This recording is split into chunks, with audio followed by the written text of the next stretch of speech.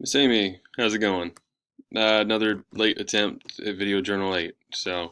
I do apologize for the late submission, but like I said, it seemed worth a shot anyway.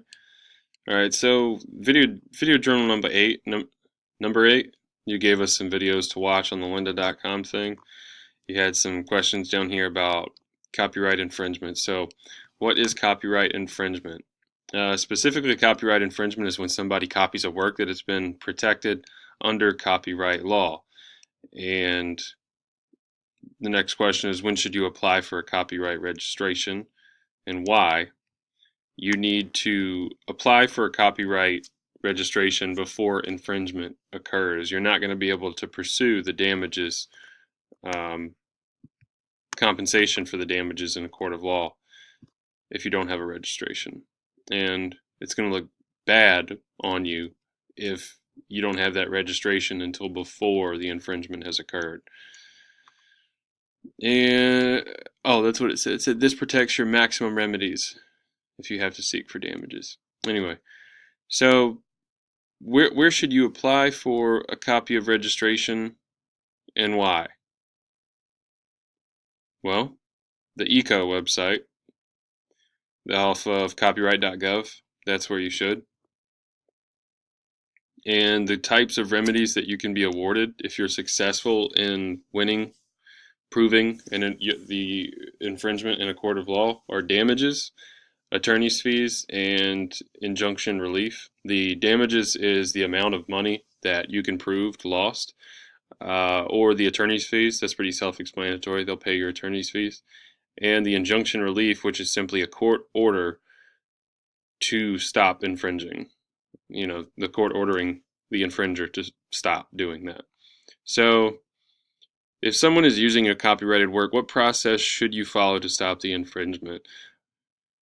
Well, first you should ask them to stop, and then seek legal counsel in order to sue if they don't. What are the two ways you can prove infringement? One way you can prove infringement is the direct evidence of copying, if you have the person saying so, stuff like that. Number two is evidence the infringer had access to the copyrighted work, basically. And then you have right here, what is a contributory infringer? Contributory infringer is anybody that was a participant in the line of infringing, or the distribution of whatever the copyrighted work was. I think the definition it gave in the video was one who, with knowledge of the infringing activity, induces, causes, or materially contributed to the infringing conduct of another, demonstrating that somebody could unknowingly be an infringer. So, what is the purpose of a demand letter? It is a company's legal representative, well, I guess a company or a person, a company or a person's legal representative demanding that you cease and desist infringement. What should you do if you receive a demand letter? The three options that were presented in the video says you can ignore it, you can pay it, or you can decide to enter into negotiation about fees requested.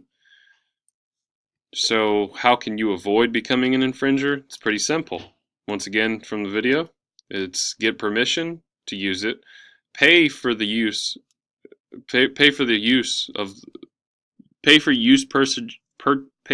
purchase licenses, pay to use it.